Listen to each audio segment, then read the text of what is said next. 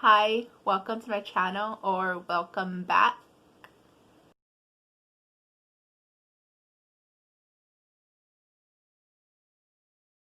Today I'm gonna do a review of Miss Peregrine's Home. It's the main book I said I was gonna do a review on once I finished it, and I have finished it in October. I think, I don't exactly remember. This book is actually a reread for me. I read it back in 2015. Either 15 or 16, I don't remember. But I did read it then. And the first time I read it, I kind of DNF'd it a little.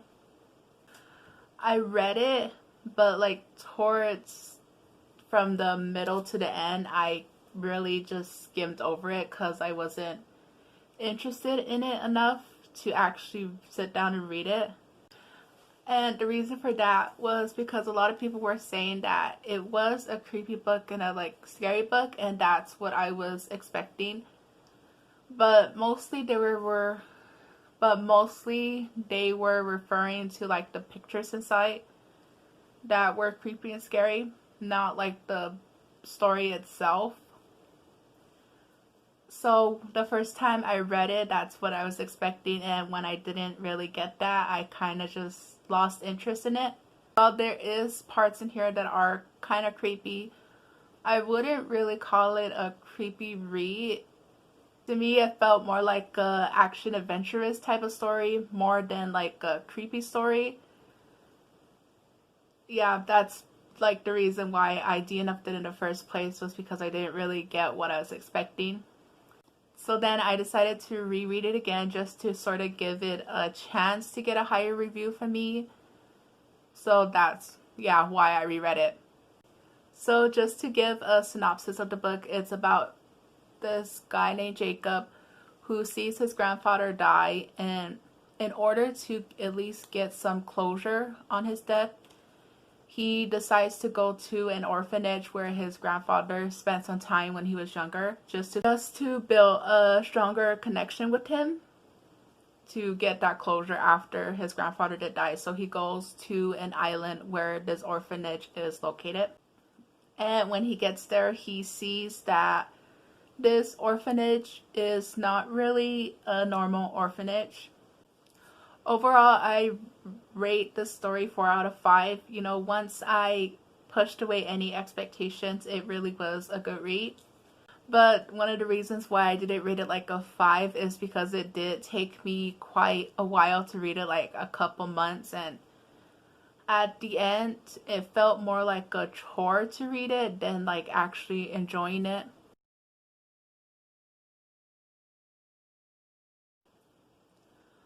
I really loved the writing in the book. Riggs knew how to weave sentences together so that depending how he framed the sentences, it would frame the mood.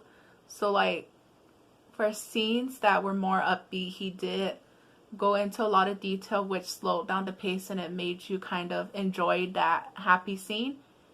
And then for like more sadder themes on that site, they were kind of more simpler and less complex, and they were more quicker, so it made you feel those emotions more better as you would kind of experience yourself. And because of the way the writing was structured, it did make characters more rounded a lot, because you were able to see like different sides of them and actually distinguish between their different sides and their emotions like that. Really, the writing gives you a lot of room for imaginations while you're reading it, and a lot of the words were specifically picked to give like a certain image of a scene and a certain feel to it. But I like how a lot of attention was given to diction in regards to that. But also like the writing, because it was detailed a lot in some places during scenes, it also really tended to slow down the pacing a lot, especially in the middle when, you know, there wasn't really nothing happening that much. There was just character interaction, and that was one of the reasons why it took me a long time, because it was just that middle part where nothing was really happening, and it was just a slow burn really to get through. But overall, in regards to writing, I really did like it, and it was actually kind of fun to read how Riggs would form sentences. And I like how Riggs didn't like repeat over and over again the same words and wording. That was actually kind of nice to read about too.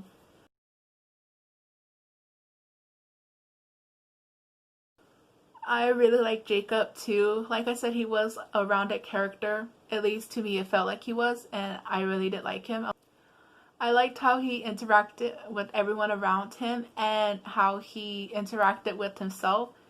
I would say like mostly the favorite parts of him were when he was interacting more with himself, because again, it was a lot of emotions that he was feeling, so that was kind of nice to read about.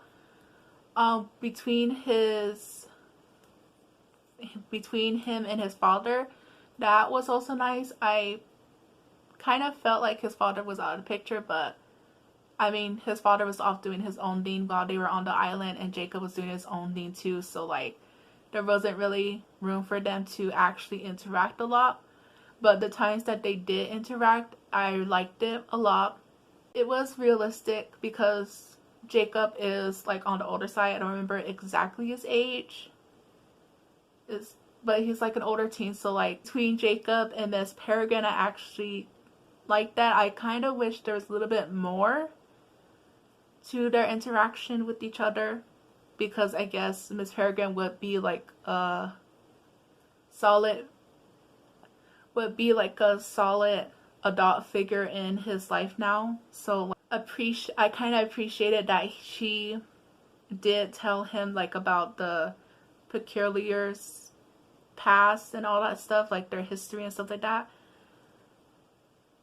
So yeah, their interactions were good to read.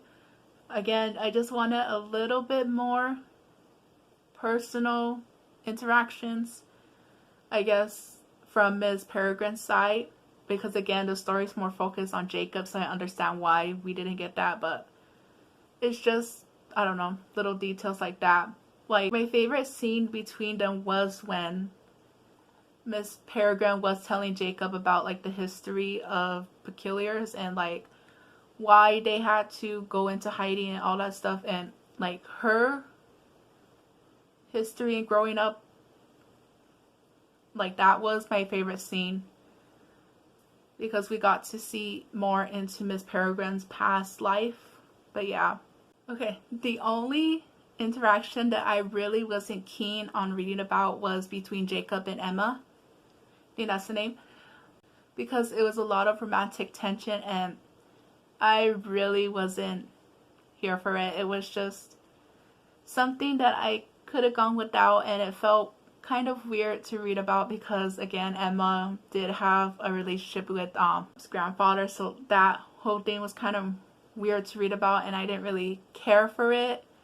I still don't care for it. Like, I felt like the book could have gone without it.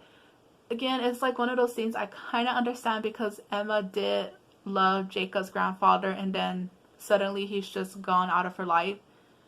So like, she's just there missing him.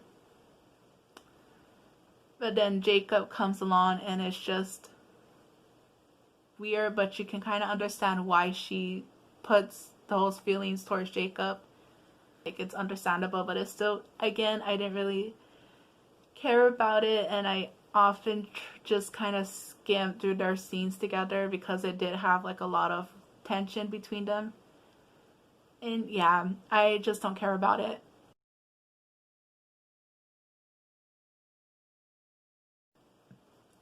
Overall, as like the whole story, I really did like the story better than the first time I read it, because I actually read through the whole book instead of skimming it.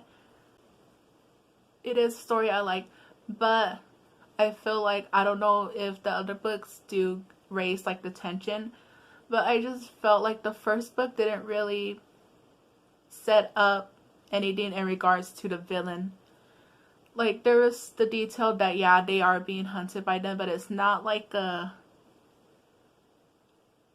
I guess, immediate threat. Like it didn't feel like they were actually worried about the villain, which I guess it does change at the end because, you know, the villains actually get in to their little loop thing. But in the book, it never gives the immediate danger that they are being hunted. I don't know if that changes in like the next books that come after. It most likely does, but yeah, I just felt like the book was more, I just felt like the book as a whole was more of a big setup.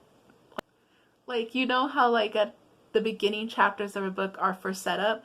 The whole book felt like a setup. That's what it felt like. I think that's why it felt too slow, because I knew that it was a setup basically.